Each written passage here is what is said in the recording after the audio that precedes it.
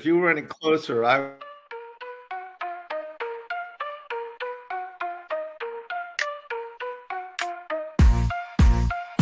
Turn the volume up, turn it loud. Miami's pride to make us proud.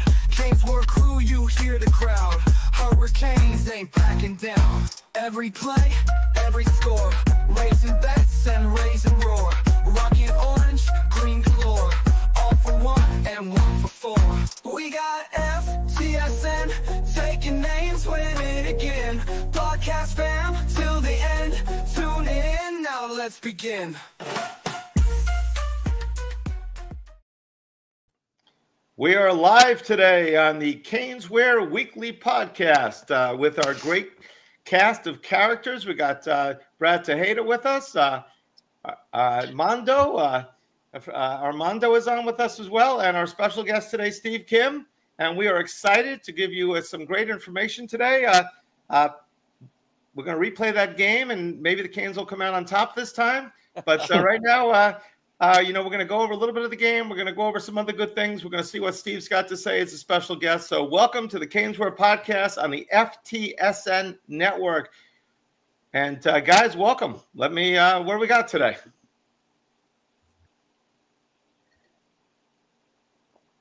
What's up, Jonathan? How we doing, buddy? Jonathan, what's going on? What's up, fellas? Steve, Brett, Mando, we got the gang with us. Yeah, man. We don't want to replay the game because if we replay the game, it might hurt our eyes and give us some headaches. But we could recap it. We could recap the game.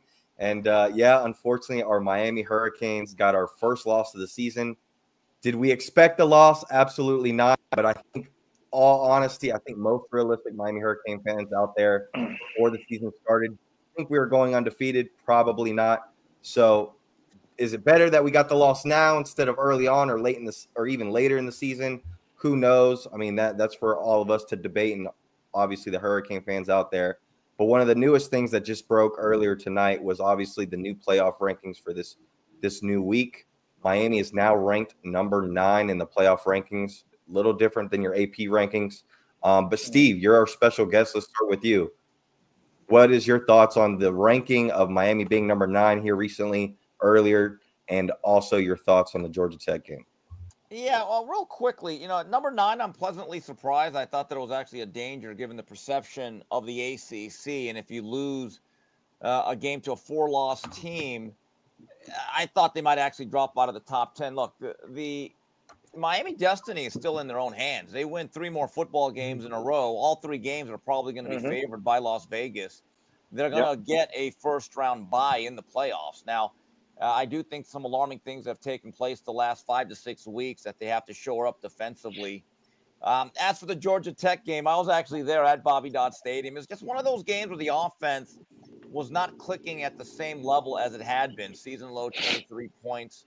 Some interesting decisions to keep going forward instead of taking points, which I thought could have game in a different direction. But the big story for me coming out of that game wasn't just the result. There's been a lingering problem defensively in terms of how the back end of the defense is simply not communicating. And overall, they're just not really setting the edge or containing on the front line. The defensive line has been a little bit of a disappointment, Brad. I really believe that. Everyone kind of knew that the safety position and cornerback was going to be a little bit of an issue. But this bye week comes at a perfect time. And you're right. If you look at the perspective, guys, if you were to say, in the middle of July, heading into August, if we were 9-1 and in control of our own destiny of the ACC with a shot at the playoffs, would you take it? I think universally, we all would have said yes, absolutely. 100%. We interview people all the time in the store before the season and ask them, when they're shopping, what is your realistic expectations? And I was surprised how many people were said, I would be very happy at 8-4. At 9-3, they were ecstatic. Now, I thought we better win 10 games, but a lot of people did have realistic expectations. Fast forward 10 games into the season, we're 9-1, and people are going crazy like usual. We're terrible. We couldn't beat anybody. Our defense is. It's like, who had 9-1 on their bingo card? I did not. I don't think most people did. And another tough game. For some reason, Georgia Tech has our number. We've got to figure out a way to overcome that. Mondo, what's your thoughts? No, my thoughts are, I will say this, and me and Steve are going back and forth on text the last couple of days about this, and he's right. There's been warning signs, and of course our offense has masked the defensive issues. I was at the VT game. I saw drones go up and down that field like he was Marino or Montana. I saw whether he was running or passing. Cal, we all know what happened that game. And we talk about betting on this show. I think Miami, once again, was over under 37.5 team total points. Before the game, I was hearing 560 like I usually do in the pregame, and they said it. Georgia Tech's plan today is to shorten the game. They're going to run the ball over and over and over again. Haynes King had a bum arm. We knew all this. Mm-hmm. So that's my thing. The first carry, 65 yards. From that, I just told myself rather like, no way. Here we go. Like, it's stunning to me. It really, I mean, I've got to Brett's point before the season, I said I'd be ecstatic with 9. I'm still happy. Now, that being said, you're having a quarterback having a historic season. Mm-hmm. You cannot lose one of the next 2 games. You cannot. Yeah. You cannot. I mean, go 11-1 regular season. You have to go at worst 11-1. If you lose to Syracuse, you lose to Wake, we shouldn't even have a discussion. Now, McCord at Syracuse is going to be interesting, but there's issues on defense. I will say that. Now, offensively, I know people are up in arms about not going for it on 4th and 2, 4th and 3. You know what? I get it. I'll harken back to you gave up 271 yards rushing. You're not going to win 90, 95% of those games, right? So, it is what it is. Yeah. Yeah, me and Steve talked. Yeah, Brett, I just want to make this one point. At the beginning of the second half, I thought Miami was starting to really assert the run game. Thought Martinez was starting to get going, and we had 4th and 1. I actually thought it was the right choice to go for it based on the field position. The call stunk.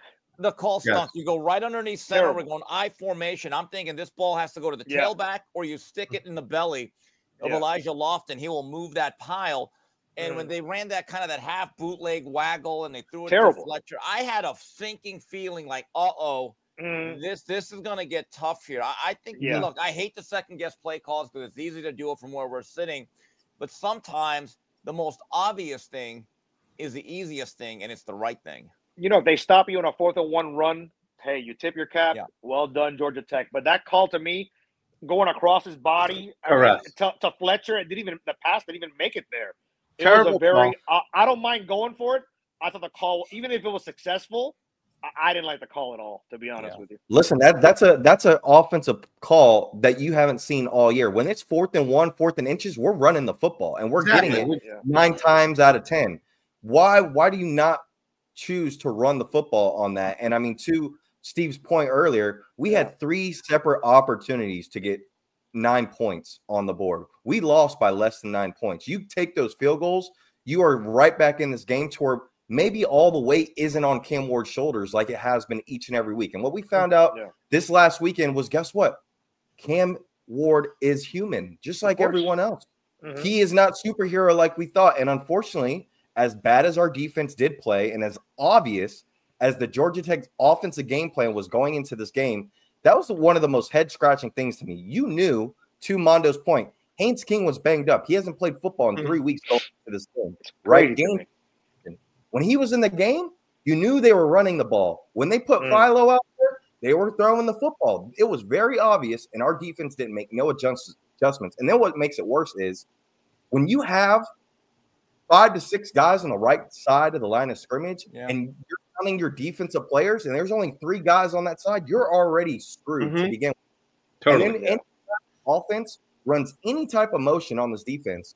Not only are we more confused, but the biggest concern, in my opinion, on this defense so far throughout this year, there has been no communication at all. Why are the linebackers not tapping these defensive linemen and having realign when things are shifted? Why are the linebackers looking behind them and trying to figure out what the safeties are doing, right? There is no communication at all. And to Jonathan's comment earlier, our ends are getting abused. And I think this defense is probably the most overrated group on this roster. They've underperformed by far, and that's a big issue and concern on this defense. Obviously, we knew going into the season we were very slim in the secondary. You get guys like Damari Brown and Richards hurt. We were a week into spring practice and still calling colleges around trying to get secondary guys. That was the alarm right there. So unfortunately, you kind of get what you're playing with now. You want other guys to get in the game, but at the same time, do they know the plays? Do they know what's going on? You know, it's already bad enough that your starters don't seem like knows what's going on. But at the end of the day, as bad as our defense has been playing and did play against Georgia Tech, when it came down to crunch time, the last 2-3 possessions, just like every other football game this year, the defense made the stops necessary to get the ball offensive hand to where we had the opportunity to win the game. Unfortunately, Cam Ward this past weekend, this was his worst game so far in a Miami Hurricane uniform. He overlooked a lot of checkdowns, a lot of easy opportunities to simply just move the sticks, give what the defense gives you, and that is what really hurt us. Yeah, missed opportunities. I know we went back and forth about it early. It was the first quarter, whether it was the receiver Brown or him, wide open for 6, overthrew him. That was a touchdown. He missed her tempo. He was not on his game as much. And Steve's point about the defensive line, you know, we dominated at the beginning. There's a couple of guys we call their name out all the time at the beginning. I haven't heard from them in a while. Not going to mention the players. Brett, there's been some injuries. And look, Ruben Bain has had a shortened season. Okay, he missed about a month or so. The basic problem I have with this defense, it does not do a great job of setting the edge. That's one of the most basic precepts of any defense. You cannot let this many plays spill outside towards the perimeter. They don't understand outside leverage and bringing the ball back towards defenders. The other thing is offensively, you know, I thought Royal once again was underused after that 75, 80-yard burst. In the second drive when we had to settle for a field goal, he was actually wide open in the end zone on one of those plays when we were back into the red zone.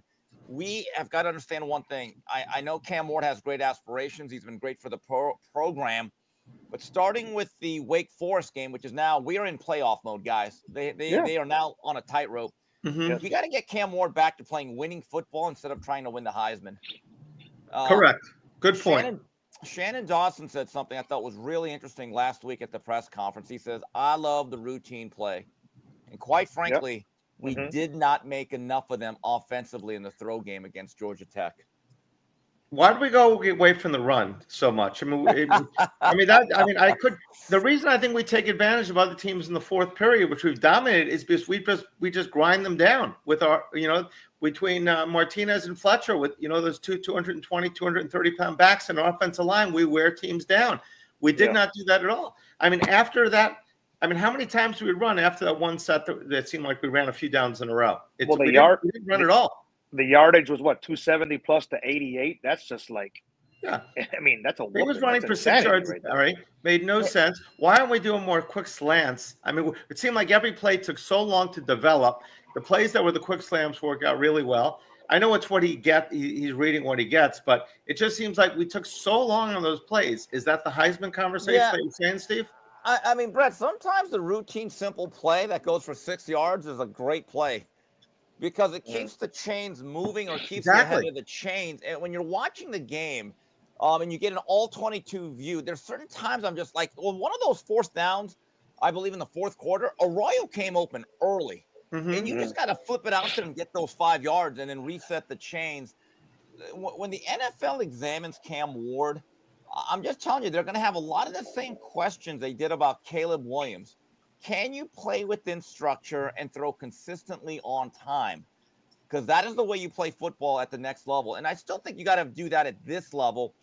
And the other thing that I do notice in all the games that I've been to, and that was my fourth game I went to, teams are really starting to man us up and play cover one with the safety on top. We don't have that one true burner outside that teams are absolutely afraid to press. Now, Xavier Restrepo, to me, I still don't think we use him enough, to be honest with you.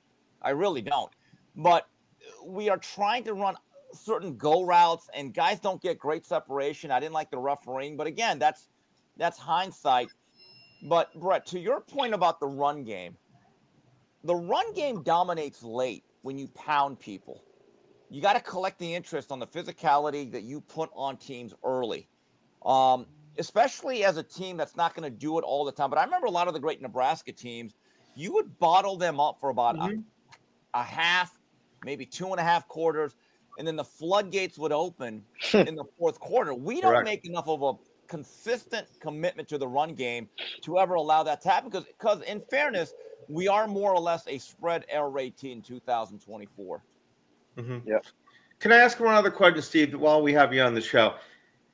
For the life of me, I can't figure out, nobody else could tell me, why we only have one running play, straight up the gut, off tackle run. Yeah. We put two guys in the backfield. We can't fake it to one, pitch it to another. We can't get these 230-pound guys to run downhill. We have to run it right between the tackles. Yeah, it's funny. Coach Zach Smith, who does a very good show, and he's a former coach. He gets the All-22. He actually did a breakdown of our Florida game, and he noticed that there is no real variation in our run game. It is basically the inside read, which used to frustrate a lot of us about the Rhett Lashley offense. But again, remember, we're running more tempo than ever now. We've actually run more tempo than I ever thought we would under Mario Cristobal. But I actually thought in this game that we could have been effective right under center and running more power in ISO. And Brett, one of the few times we actually ran like a pin pull concept this year was the running play to Mark Fletcher when we went up 17-3 against Florida. That was actually a play that I'm like, wow, we could use that a lot more. And we haven't really gone back to it. But when you're running tempo, I don't know how much variation you can really have in the run game because, again, we're going no huddle. We're trying to get teams in a certain type of personnel. And look, this team is going to live or die off of Cam Ward. And that's why I think it's sometimes actually tough to coach a guy like that because you don't want to stifle his creativity, but at times he still has to play within the structure of the offense. Good point. When I coach kids in rec, and I coach them and never to the level of Cam or any of these guys, but always if there was a great player, you really let him do what he wanted to do at times. So it's very difficult. You bring a guy like that here, that's one of the things we're going to let you do. Even though he has learned a lot. He said he was more prepared in this year than he's ever been after the Gator game. So I'm sure it's the same.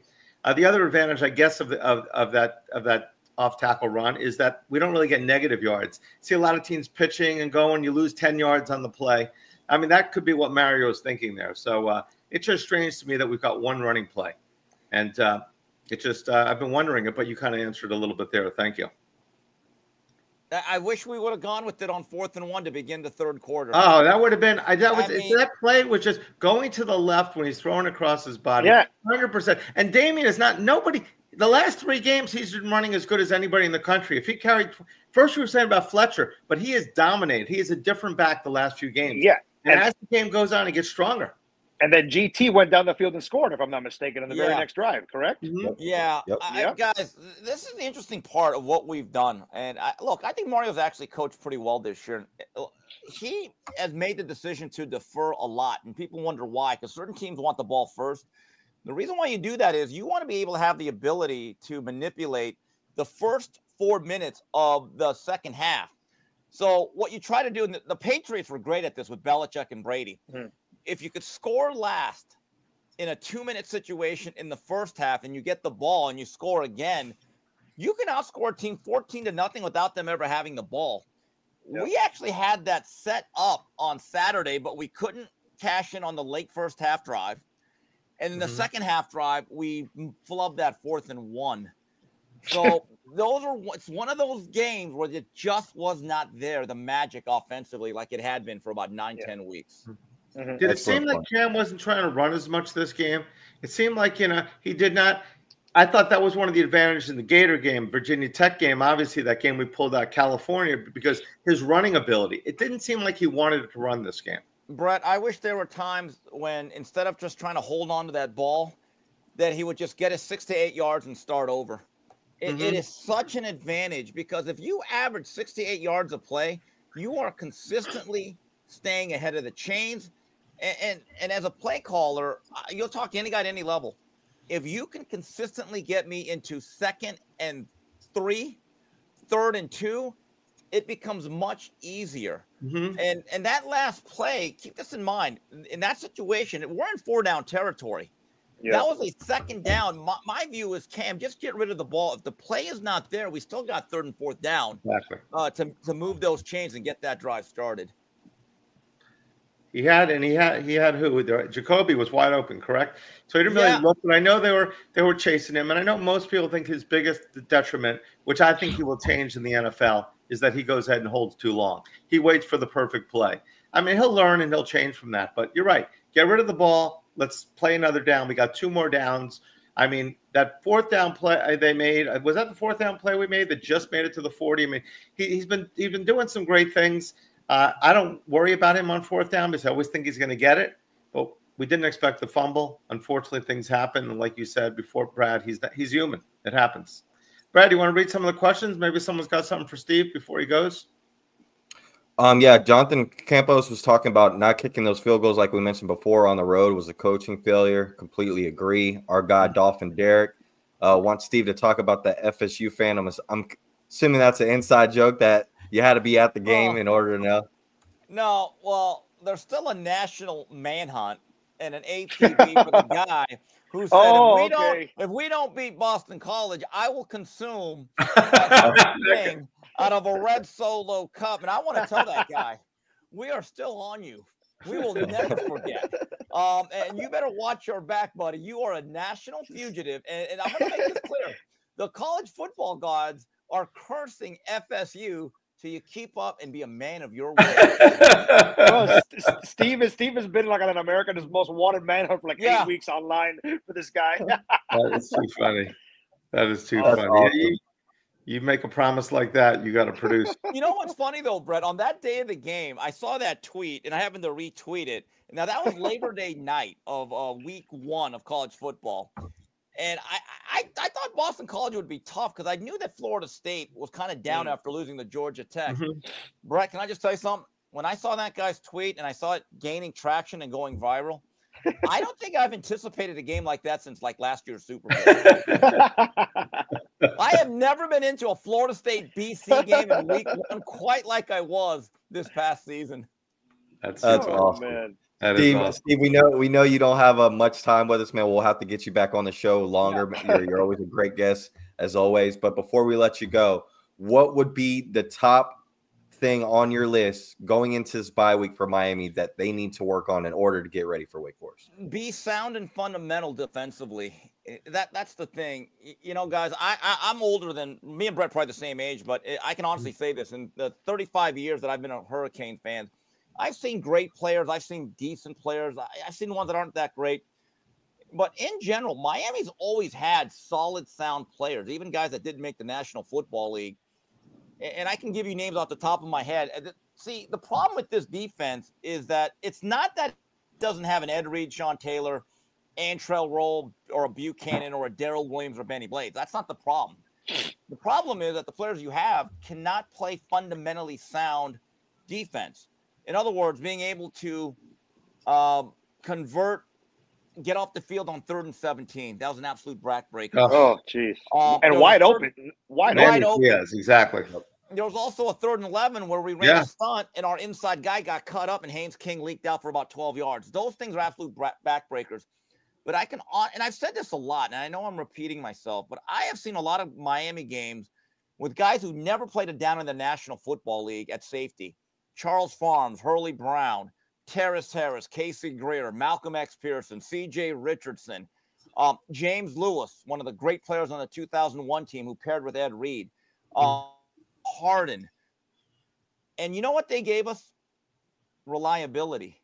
And they had great football IQ that I'm just telling you, not all of this is on Lance Guidry. It really isn't. And me and Brad have talked about this. Some of these issues will not be fixed till the player acquisition part of the offseason takes place.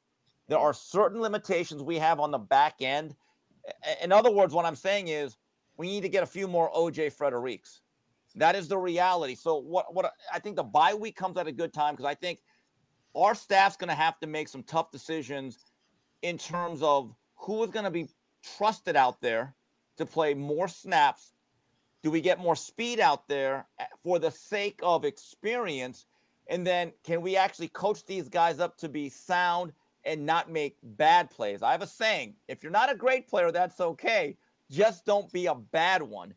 And quite frankly, we've had too many bad plays take place in the last 6 weeks. So I think that's going to have to be the real focus in terms of this bye week going into Wake Forest. Just one more question. Does it say that they're taking bad angles? I know that's part of tackling, but Their angles are, it's like, we started noticing that, you know, it's second or third game, their angles are terrible. It's just like they're out of position. Has to be some coaching, doesn't it? Yeah, I mean, you know, that's a great question. The angles. Look, I've always said you got to have great football IQ out there. Mm-hmm. I've seen players that run a 4.3 and they play a 4.7. I've also seen players that are relatively slow have really good reaction time, and because they understood the game. And the angles thing is really interesting. I think sometimes you take bad angles because you're on your heels and you're late to react. Such as the first play of the game where Jamal Haynes busted that 65-yarder, Mando. If you look at the back end of the defense, they were completely on their heels and they had to take a U-turn and they were in a chase position. But in my view, that's one of the things that when you evaluate a young player, right, and then when you're thinking, okay, can we get to the next level, you can go out there and look at their tangibles, their speed, their size, and their strength. But then the question becomes, how intelligent are they? Right. And then the other question is, how much do they actually love football and are going to be able to put in their own work? I'll tell you one thing right now, guys, and I'll say it right now. This program still needs another dozen or so Xavier Restrepos, because I know for a fact that guy works on his game by himself all the time when no one's looking. I don't know if we have enough of those guys in the defensive back room yet. Bingo. Good. We got our guy Cliff joining us as well. Cliff, you made it in. How you doing? What's up, guys? Steve, what's up, buddy? I'm doing well, despite the Saturday. It's like I felt like Abraham Lincoln. They asked me, outside of everything else, how was the play? You know. True story. Yes, absolutely. So it's we've got some great insight today, Cliff. You got anything to ask Steve while you're here? What he's going to be leaving any second? Yeah. He's a Hurricane fan goat, more knowledgeable than anybody. Boxing goat. This guy's a his boxing stuff is like outstanding. Yeah. Well, legendary. Okay. Well, boxing's my business. Hurricane football is my passion. I wish I could show you the rest of my office. Well, hold on. It's basically like a Miami Hurricane museum shrine. Yeah, I got a bunch of stuff. Yeah, a lot of autographs and stuff like that. I call this the little Orange Bowl of East LA, my office. But you know, a lot of the other stuff I don't have framed yet. And Brett, you have your store has contributed to some of the paraphernalia. Thank you. Trust me. We're glad we could be part of it. The excitement. But look, this is what Miami has to do now. We cannot make this 2017. Oh, we can't. We cannot make this the Pitt game where it just completely goes sideways. Correct. Yeah. Okay. Yeah. It's been a great season. I was at the game. It was a buzzkill. I still had a great time spending time with fellow Hurricane fans, meeting some of the players' parents. But this is now a test of the Mario Cristobal culture in week 3. It's a loss. It happened, but everything is still in front of us. We're going to be favored in every single game we play. Yep. You make the playoffs, and the Mario Cristobal rebuild of this program is on time. So I look at this now. We are in playoff mode, gentlemen. That's the bottom line. Yep. Love the insight. Absolutely. I thought last year when we lost to Georgia Tech, I said, okay, you know what? Let's take a step back. This could be our launching pad. I've thought that in a lot of games. The question is this going to be a launching pad, or is this going to be our demise? Well, Brett, you know what's funny about that Georgia Tech game?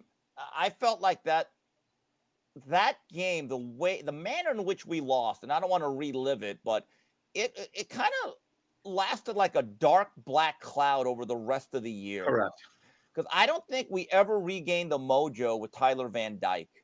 And because remember, we lose to Georgia Tech. And so instead of being 5-0 going into Carolina, we were a team that became a national headline or a punchline. Exactly. Even though we had the lead at North Carolina in the first half, when Drake May hit that big post pattern over the top, I had that sinking feeling, here it comes, the snowball. And just looking back at last year a little bit, when we beat Clemson, one of the things that I did question the staff was I thought we should have stuck with Emory Williams. I thought we had momentum with that kid. 100%. And if you go back, guys, we went back to TVD. We were actually losing to Virginia in the last minute of regulation at home. Yeah. I really wonder if we just would have said, you know, Emory, you're our guy. We're going to ride or die with you. I think the Florida State game could have been different because we were so conservative in that game. So a lot of things happened, but that's last year. This year we have Cam Ward. I think we're still a really good team. But again, Lance Guidry at this point now, I'm not saying he's on the hot seat. I have no sources. I'm just a fan. He has got to start earning his money and understand, even though I can't run my system this year, he's going to have to adjust and evolve and really simplify it to at least allow our guys to play fast. Right. No, good points. Because we did see who was it? Cam Kitchen said last year, I saw it on Twitter or X with somebody. It said that Cam Kitchen's, the most prepared, the best coach, Lance Guidry. And now we're saying, is it him or is it the players? Which, to your point, it's a little bit, it's a lot on the players. I mean, the coaches can only do so much. The players, if you've got, you're a headsy football player, like Zach Thomas for the Dolphins, Texas Tech, wasn't the greatest athlete in the world, but he knew those angles. He knew where to be. He can cut people off. I mean, a lot of football, a lot of sports is just your own mental capacity. It's not what you have outside, but inside. And Brett, that Damari Brown injury has not been talked about enough because it had such a ripple effect, a domino effect on the rest of the secondary. Daryl Porter has not been as good, in all fairness, though, because he's not a slot corner. He really isn't. And so that's had an issue. And thankfully, O.J. Frederick's been able to play at a freshman All-American level. If you can get Damari Brown back for this stretch run, and it allows Porter to play a little bit more of the boundary, which is more natural at. And then if you can get Zaquan Patterson up to snuff, because he brings you the ability to play fast and he's a twitchy athlete. Again, the secondary will not be fixed this year. It just will not. But you can make it a better version of what it has been than, let's say, the last 6 weeks. Man, you nailed that. Yeah, if Brown comes back, that helps a lot of the situation that we have going on right now. Completely agree. Line can help out the secondary quite a bit. The first few games we were the killer bees. I mean, we're all over the quarterbacks. It seems like now these guys have the extra second to throw the ball. If we can cut that off, the secondary is going to look much better. Yeah. Brad, before I leave, and I know that Mario Cristobal, who I love, I know he guards injuries like the formula for Coca-Cola. Do you have any insight on Elijah Alston? It's like he just went to the Bermuda Triangle, and I'm like, okay, is he back? Elijah Alston was that guy that before the season started, people around the program were saying this could be a guy that could get 10+ sacks, right? And the bang-up injury with Elijah Alston has been something lingering for a little bit that I've heard. Who knows if he comes back right away? Obviously with this bye, we'll see what happens. Mario said in a press conference a couple weeks ago, if I'm not mistaken, that he should expect Damari Brown after this bye week. So we'll see what happens there. But other than that, man, I think Elijah Alston needs to come back very quickly because to a lot of other people's points, like everyone here, guys like Tyler Barron is starting to get abused on that edge. Yeah. And Ruben Bain obviously needs some help. And some of these other guys just aren't stepping up. And my concern is if you're going to run stunts for these guys, you need guys behind them to fill in those gaps. We're running stunts at times and nobody's filling in the holes. And I mean, the communication is the biggest thing in my opinion on this. And by the way, I'll give one injury update before I bounce out of here. I was near the team bus, and the father of Raul Popo Aguirre came up to me. He says he watches the Coach JB show every day, and I said, by the way, what happened? I said, what happened to your son? He goes, oh, we had a little bit of an injury, but we'll be back after the bye. So I hope no one gets upset at me at the athletic department. But he's a quick reacting athlete. And look, I don't want to throw anyone under the bus, and there could be issues that we don't know about. But the decline in terms of the overall play of Kiko Mawanoa has also really been kind of mystifying. I mean, we're talking about a player that played at almost an All-American level who really has leveled off. So that's another thing. And again, I'm not a coach. I just observe. But hopefully, again, we have a bye week. Let's settle ourselves. It's not the end of the world. And let's hope we can play a good, clean, solid game against Wake Forest. Love it. Steve, before we let you go. Great stuff, Steve.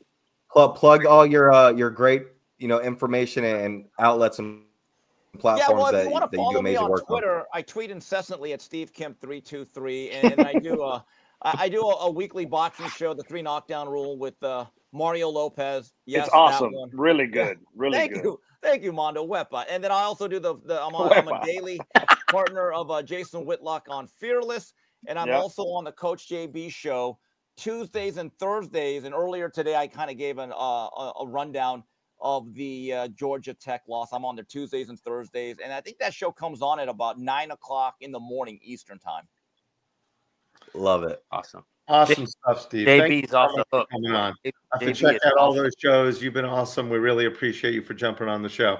Anytime, Brett. Really appreciate what you do for all the Canes fans out there. And guys, great to hang out with you. Let's go, Canes. Thanks, Steve.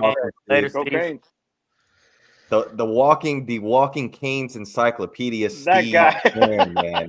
Yes. Absolutely. Steve was great. Well, he said it about what we do. So I'm going to just talk about CanesWear for a minute, Brad, and then we'll read some of the more of the questions, and we'll pick somebody today for a $25 gift card. Okay.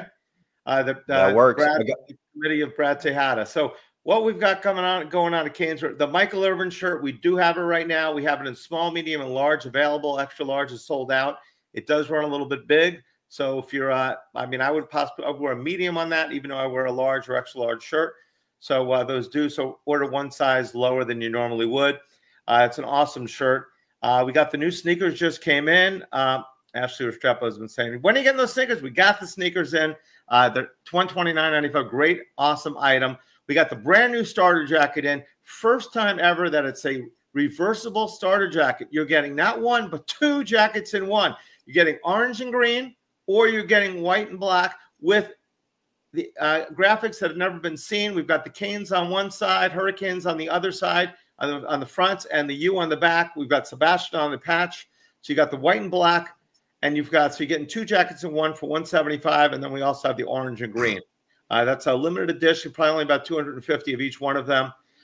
We got the state champ shirt. We got the state champ shirt in black and orange, because no matter what happens this year, we've done something this year we haven't done in a long, long time. Did anybody know when the last time we beat Florida and Florida State in the same season? Florida and Florida State? That'd be early 2000. That'd be a long time ago. When we beat Florida and Florida State, the last time that was this guy did the throat cut. What's his name? Can't even think of his name right now. All right. Well, you're talking about number 7. The kid Brock was a Berlin. Yeah, Brock Berlin. All right. Well, I don't know why I want to say Rex Rose. That was a few years ago. Let's have Brock on the show one day soon. I'm sure you can get him. He lives around you. So we've got a lot of new stuff. We've got obviously the Panthers, Stanley Cup Panthers they're doing great this season. We got their stuff. Just starting tomorrow, 50% off all Inter Miami. So if you want that Messi jersey, we're going to go 50% off Inter Miami stuff so we can make room for more Panthers items, more Hurricane items. We got the Dolphin items as well. So lots of great stuff at CanesWear. We're going to pick somebody for the $25 gift card for this show. And so stop by, see Jeff or the gang. Lots of great stuff happening at CanesWear. So thank you guys for listening. We appreciate you. And Brad, what do we got for some questions or some comments? We got a big board today. Yeah, a lot of great, awesome Cane fans tuning in and commenting. Make sure y'all hit that like and subscribe button. This is the CanesWear Podcast, only on the Fins Talk Sports Network. Our guy over at 305 Sports Now, Popo's dad, is very vocal. Yes, he is. There's a few of those parents out there that have no shame of going out there and telling you how it is. You got to love that from some of these guys, but at the same time, it could get you in some trouble. We know how Mario and the staff is. But we also have Lakers All Day Dope saying we need Ed Reed as our DC. I don't know about that. That might be a little bit too far. I know the panic button is being hit with Lance Guidry, but again, to Steve's point, you can't put all this on Lance Guidry. Is Lance Guidry having a bad year so far? Yes, he is, but so are some of these players on the team. You know, going from a coaching aspect, right? When you're a coach, it's very similar to when you're looking for a new job or when you got something big ahead of you. You got to put on a sheet of paper your pros and cons and see what outweighs the other and the benefits of what it's going to take that next level. You got to do the same thing with your players. You as a coach, you need to understand that when you're putting these young men in certain situations, in certain schemes, you should already know their pros and cons. And unfortunately, I think a lot of times some of these guys are getting put in the wrong spots and opportunities, knowing that that's not their strong suit, right? But at the same time, again, to Steve's point, you need more Xavier Strepos. You need more Ruben Baines. These guys cannot treat this football season and the University of Miami football program like a 40-hour job where you clock in and you clock out and that's it. You got to be invested in the long haul. And even when you are not wearing that Hurricane uniform, even when you are not in the IPF practicing under the lights, getting watched by your coaches, you need to be doing extra film, extra preparation in your dorm in the off season, in your off time. And unfortunately, I don't think that's happening with a lot of these players. So it goes both ways. I can't put it all on Lance Guidry, but he definitely needs to step it up, and so does these players. Yeah. All right, great questions. Like you guys, we see from Jonathan Brock Berlin, which Cliff was pointing out. So any more questions or any more comments, please add them. If we missed them, just fire them off again. Guys, so right now we're sitting at the second bye. I love the byes, by the way. I mean, it's a great thing. The team gets to regroup. Nothing would have been better than going into the bye with 10-0. Yeah. But now we're not 10-0. We're 9-1. And like Brad said at the beginning of the show, we found out that Cam is human, which is good. We don't want, some superhero that is that we can't live up to. So the question is he human, or did Georgia Tech have the kryptonite? Well, not only is he now, it's been shown that he's human, but also I think this is going to be a major wake-up call to everybody on the team. I'm talking. There was even talk after the game about why can't we ever return a kick past a 20? Exactly. Why? Everybody's got to step up. So maybe it was a little of, you know what? Let's go up. I mean, I'm not saying the kids didn't care, obviously, defensively or what have you, but you're going to have this game where you get stopped on third down. The other kids, like Mario says it every Monday, there's good to great players on the other side as well. Correct. They don't just show up and hand you a victory. So I'm not into the it's good that we lost or whatever, but it's an eye opener. From what I heard, there was kids in the I don't know, you guys can speak on it. There was kids in the locker room in tears and everything, from what I heard. So that shows me they care. If they didn't care, they wouldn't be as emotional. But like as Steve mentioned, you got. Well, I'm not going to count the ACC championship yet because we're not there yet. But you got 2 games. One at home against Wake Forest, one at Syracuse. You win 2 games during the ACC title game, 11-1. I mean, and you brought up the next game, obviously 12 o'clock, last game, home game of the season. Thank you, schedule makers, for another 12 noon game. You really helped the sales. Well, right? you figure with Wake, that's a very if you're TV, you're not going to put them at definitely not a prime time. 3:30 maybe outside chance, but I wasn't shocked. Wake Forest, like. Listen, this was the same Wake Forest team that every time we talk about our schedule, they never get brought up. Everybody kind of forgot that Wake Forest was on the schedule. And now it's like, hey, we got our first loss. And now it's like, all right, now we're highlighting Wake Forest just as big as any other team on the schedule because of where we are in the situation. And we kind of control our own destiny, right? And that's kind of what you want as a Miami Hurricane fan. But I think one of the most glaring things to this Georgia Tech game as well was before going into that game, we were first in the nation on first downs and third downs, right? When you look at third downs and fourth downs, to Mando's point, we were 3 of 10 on third downs compared to 9 of 14 for Georgia Tech. And then on the flip side, including the fumble by Cam Ward late in the game, you were also 1 of 4 on fourth down. So that's 4 turnovers for your offense. You can't win a football game when your offense isn't humming like it's used to, when your defense is already putting you behind, 2 or 3 quarters into the game, and then you're also losing on the turnover margin. You got to at least win 2, if not 3, out of those categories to be in a football game. Yeah, and that's a good point, Brad. And that tells me that this game was more of an anomaly than the constant, because all that, and they still had the ball on the final drive with an opportunity down by 5 to win the game, and almost gave up 300 yards rushing, and all the turnovers and fourth down stop, like you said. So it's just one of those days. It happens. It happens in the NFL. Even in the Chiefs prior year, the Chiefs have lost. It's going to happen. I'm not saying we're the Chiefs. Relax out there.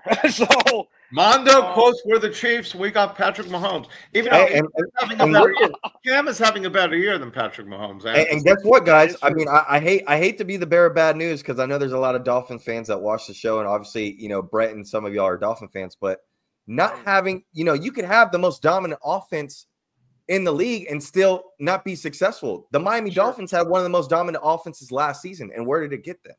Right. Sure. So you gotta have more than just a dominant offense. You got to be able to put things together.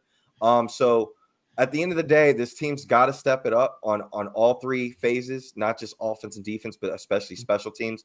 I think, when Miami is great, special teams is humming. And it just seems like no matter who is at kick return, punt return, or even we're on defensive special teams, things are just not looking like the old Miami, and guys seem to be second guessing themselves when they got the ball in their hands. Well, they said in the ranking show this morning that a little while ago, that regardless of rankings, if I'm not mistaken, they said Miami and Colorado control their destiny. They win out, they're going to be either in the conference championship or win the conference, or they're in the playoff or what. Yeah, I think they said Colorado's 17th, but I think they said that if they win out, they're in, right? Yeah. Is that correct? I mean, anybody in the top 20 that wins out right now is going to be in, because there's going to be losses. A lot of people, there's going to be attrition by teams playing themselves. Well, Tennessee's quarterback is likely out Saturday against Georgia. I was watching. I took the under Tennessee, Mississippi State, because I did not understand that line at all. He got hurt. He had an upper body injury. Now they're saying it's a concussion. So he's likely not going to play. At Georgia's not what they were this last year or the year before. Definitely Still, the game's at Georgia. Georgia has 2 losses now. So it's do or die for Georgia. Yeah. Right now they said they're the first team out. So Georgia's going to bring it this Saturday. So I'd be shocked if Georgia lost at home. I think Georgia can get there with 3 losses. I don't know. They'll still put them in with 3 losses. I heard right now Indiana is out. Now they can't be. No, they're in. They're in the top 10 right now. Yeah, they're top 10. Maybe it's they think afterwards because they play Ohio State. Yeah, but they would only have 1 loss after that. But a 1 loss, and they wouldn't be playing. Would they be playing in the Big Ten Conference Championship? Well, looking at it this way, a lot of people are talking about it. The way this is all shaping out, it's going to actually benefit some teams not to make the conference championship. That's what I disagree with. If you don't make the conference championship, you should not be allowed. I agree. For a team that played in the conference championship. Yeah, because as long as there are losses, because you got 1 loss. It's like, so let's say we go 11-1. All right, we should be locked in. Say, you know what? We don't play the conference championship. We're in automatically with 11-1, but that's not the case. Yeah, because if you got 2 losses and you lose your conference title game and you get a 3rd loss, more likely than not, you're not getting in. For example, Pittsburgh lost, so Pittsburgh lost, so they were out of the. So we leapfrogged them, correct? When Pittsburgh lost to Virginia. Yes, I was watching the Virginia. Yeah. Let's say Pittsburgh would have won, and Pittsburgh would have won their remaining games, and they play SMU. Yep, that's crazy. SMU beats Pittsburgh, which you're alluding to right now, Mando. They have a worse record than us. We're 11-1. We get in probably. No, not probably. We would. We would. Yeah, because absolutely we would have gotten in. Yeah. So I was happy about that. My son had went to UVA. Okay, I was happy. I was watching the game with him. I said, "Thank you, Matthew. You just helped us." But now, actually, it may have been a detriment to us. We'll see. I was watching that game. Mondo, you brought up Tennessee's quarterback Nico being ruled out against Georgia. Not yet. Not yet. Well, I'm pretty sure he is going to be ruled out. Okay. There's been multiple verified outlets that have kind of said, and I think Bear. Bear from College Game Day that obviously went to UM. I think he was on. Yes. Yeah, he was on a show earlier today and kind of alluded to it as well. But we don't have an edit for this week's show for our picks, and I wasn't on the show last week. But I think we could both agree taking Georgia money line this week against Tennessee is probably one of your best bets for this week. Is there any other games that fans should circle or kind of put in some prop bets? Me personally, I think if you look at that SMU game, Brett just brought up SMU. They're playing Boston College. I think SMU has been humming on all cylinders right now. I like them at 17.5. I also like the Texas game to probably go under on 57.5 points, I believe. But other than those two, what do you have as far as your locks for the weekend? Early looking at it, and if you don't mind, I can go NFL if that's cool with you. Anything you want. Yeah, I haven't dove in too much into it. I know that shocks Brett, but I will say this, and this might be a roll of the dice, but Steelers at home against the Ravens. The Steelers are a 3-point dog at home. They just went into a very good Washington team. I'm taking the Pittsburgh +3. Pittsburgh's got something going. Pittsburgh's defense is playing ball. Every time they play the Ravens, it's a division. Close. Well, it's a division game. It's a fight. And people criticized Mike Tomlin because they were 4-2. They were 4-2 when he benched Fields. Yep. Tell you what, Russell Wilson's playing ball right now. He's got George Pickens looking good. At receiver, I'm not saying Pittsburgh's going to win the game, but I don't care about the win. I care about the +3. So I like Pittsburgh in that game +3. You brought up NFL. One of the tough matchups I think that's very hard to bet right now is because one of these teams, just anytime you run with them, they end up falling apart. And that's the New York Jets playing against the Indianapolis Colts. They got the Jets at -4 right now. that looks like something that you may want to take, but it seems like, you know, you got to follow the trend. And the Jets, when you bet on the Jets, you don't likely win. So I would probably stay away from that game. I was about 50% on the weekend. I had one game I did hit was Arizona was a 2-point dog at home to the Jets. Yep. The Jets were also favored at Pittsburgh. And when I saw that, I was like, wait a minute. The Jets aren't good. And Kyler Murray has Arizona playing some ball on offense. They're playing great. They're playing great. They beat the Dolphins, you know, and people say, they beat, but they're playing good. Arizona's I don't gamble like you guys do. Yeah, you're on a different level. So, I'm going to say, how can He's you at the high stakes table. How can you go against Kansas City? So Kansas City's getting 2.5 right now. All right, now I think they could be doing with mirrors because Mahomes is not having a good year. And you could say it was like Florida State a few years back when they were undefeated and they got blown out by Oregon. They kept on winning. Similar to what we've been doing. We've been winning last second games. Take the 2.5 points, buy the half a point, a point to get 3. And I like Kansas City plus 3 points. Now that you mentioned that game, and I did bring up Pittsburgh, and I think Brad was asking for our picks. Last year in the conference semis, I thought it was Buffalo's time. I thought a lot of people did as well. They lost at home. I think they're better now than last year. Their defense is better. Yeah. They're 2.5. They're at home on a 425 game. I think they're going to win outright. KC loses. Well, KC's the underdog. But no, right. But I'll take Buffalo with the points. But I think Buffalo wins the game regardless. It's their time. Saying, they got to win this game. Buffalo's minus 2.5, aren't they? That's oh, you know what? I apologize. Yes, they are. So I'm saying buy the half a point to take the 3 in case it goes to overtime with the field goal. Or I like Buffalo to win. But I agree. Buffalo could blow them out, but everything is going Kansas City's way, and I don't know if it's they're getting every call, they're getting blocked field goals. No, I can see Buffalo blow them out. Really, I can. But since you're getting the undefeated team, the Super Bowl champions, they've got a lot of pride. I would say take the 3 points. I like Buffalo. Buffalo's going to win that game outright. I'll see you after the podcast. Sometimes you get rid of a diva receiver and it helps. Yeah, good point. Good point. You get rid of. Sometimes you addition by subtraction. Totally understand. That's a good point. Now, thank you, Tyreek Hill, for the. Thank you, Tyreek Hill. I've officially done with anything with him. I'm nine player parlay. I don't want to say it, but 9 player. That's it. All right, we won't mention that on the air. Ouch. Yes, ouch. Cliff, what do you got? You're very quiet here, Cliff. Tell us something. Tell us something good. How was the cheer party? I forget that, Cliff. Give us something good. That's cheer, buddy. It's not fun, but it's my daughter and I got to do it. I'm glad this is a bye week, so we not only the team could regroup and get some guys back healthy, like we said earlier. Hopefully, Brown could come back and will play for the first time all season, basically. Mm-hmm. Papo can come back. Hopefully, I think that helps. And then also Barrow. We hear anything about Barrow yet, Brad? Nah, no news on Barrow. See, that's the one I'm worried about the most because D tackle is a big concern.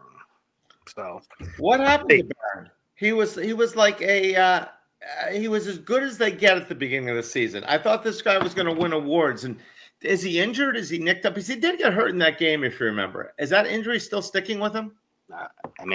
I don't. I'm not sure, but I know that went out last game and he didn't come back in. So Barrow's definitely been our best defensive lineman all season. I think so too, from start to finish. Yes. But the first couple of games, Barron had like 4 sacks. It was unbelievable. It was all over the place. Barron was all over the place. The last 4 or 5 games, he's been a no-show. He got injured one game, and since Bain come back, he hasn't been the same. So I don't know what it is. So, guys, just quickly on the rankings. We got Oregon number 1. We can all agree on that. They're number 1 right now. Yeah, sure. Okay. Ohio State number 2. They're like 1-1A because that game was so close at the end. Texas number 3. You guys with that? Yeah. Yep. Penn State 4. If you want to rank them 4, I'll continue to say that Penn State, Tennessee. Yeah. After number 3, 4 through like 4 through 7 and 8.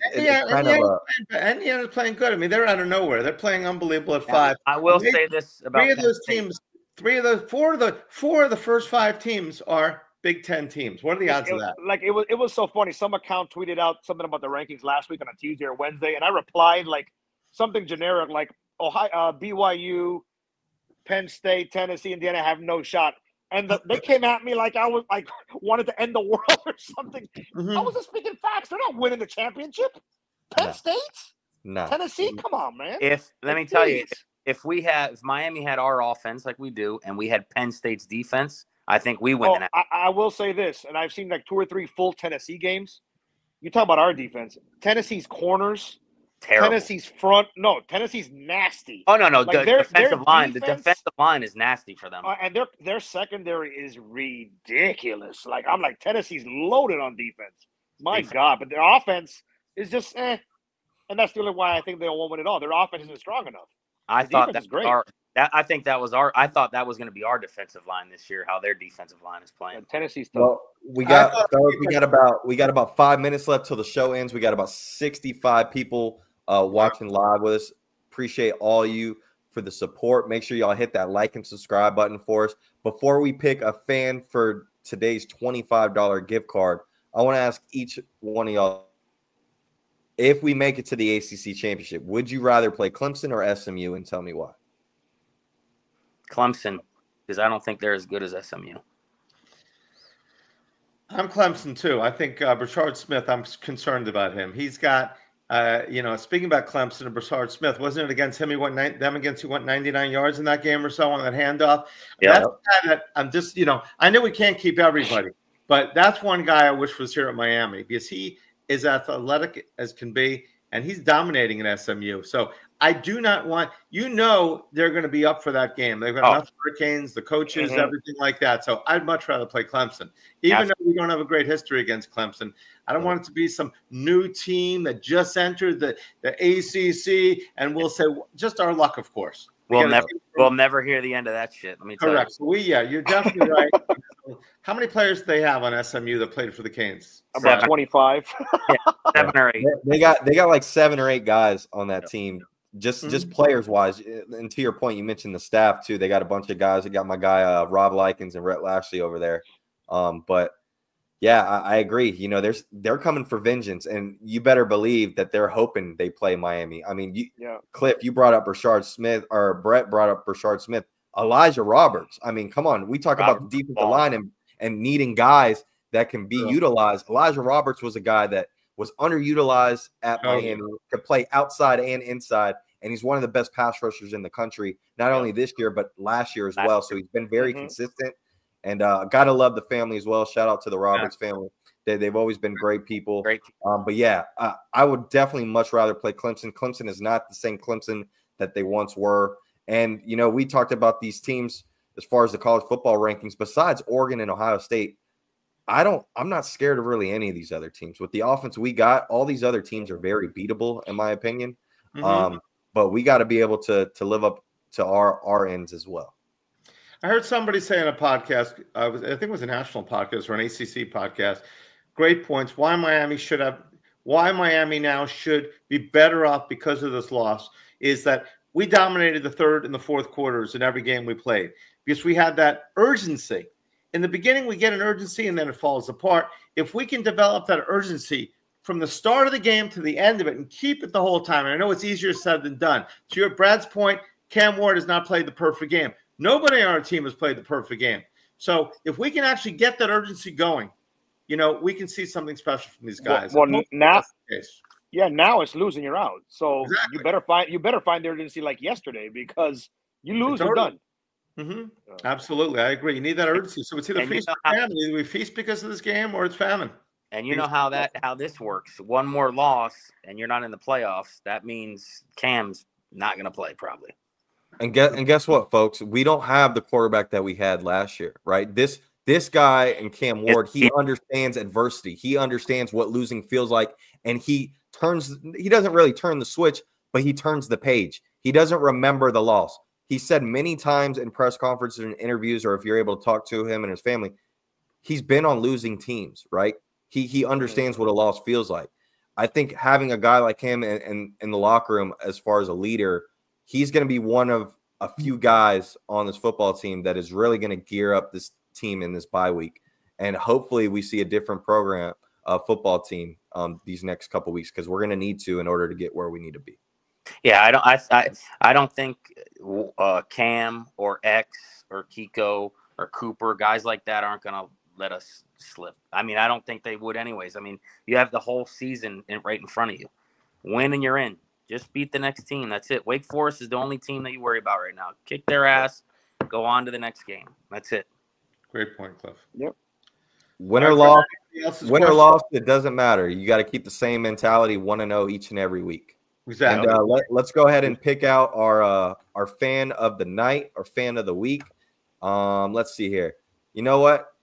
My vote for Teddy.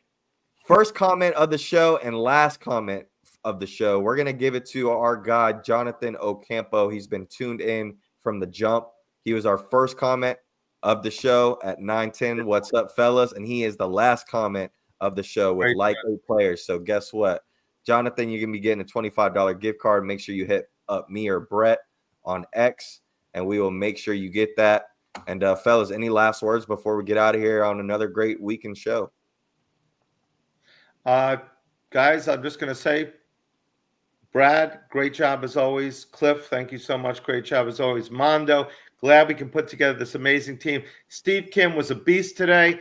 Guys, he's on several different places. Check him out on Twitter. What was his handle again, Brad? At Steve Kim, I think it was 323. 323, I think it is. 323. It's a 323, which you guys are all too young to know. He's not only excellent with boxing and the canes, but he's funny as hell too. Yeah, he's a very funny guy. He's got no wit. And make sure you check out Brad on the CanesWear Daily Podcast. Brad, you got anything special going on? Really good. No, I mean, obviously this week we're on a bye, so I'm going to be trying to get the fans more involved. Obviously with not an opponent this week, we won't be having a guest from the opposing team. Last week, obviously, we had our guy Brady Quinlan, I believe, that chopped it up with us with the Georgia Tech, gave a great breakdown and hit it on the head on the reasons why Georgia Tech should win. So, yeah, make sure you continue to like, support, and watch the CanesWear Daily Podcast with me. I'll be getting some fans involved this week, and we'll go from there. But like I said, let's take care of business. This week, we get to kick back and watch some other football, and hopefully it changes some things around the nation, and we get back to where we need to be. Guys, I'm going to say anyone listening to the show right now, I guess anything I say is going to be on the tape, right, as well? Yep. So just do me a favor and check out Twitter, CanesWear. We're going to announce a bye-week sale in the next 12 hours. We're going to have some bye-week sale for this week through Friday, definitely. So check out CanesWear on Twitter, Brad on Twitter, and I'm sure Mando and Cliff will have it as well. So check that out. We're going to have a sale across the board. Usually wouldn't do it at this time, but we're going to do a bye-week special to get everybody psyched up. So pay attention to our Twitter account or X account. Also, we'll be shooting out an email. Make sure you're on our rewards account as well. Love it. Yep. All right, guys. Thank you so much. Mondo, everything. Cliff, you guys, Mondo, anything last things you got? All good, baby. All good. All right. Thank you for joining the CanesWear Weekly Podcast on the FTSN Network. Hit like and subscribe. All right, Canes, we're out. We out.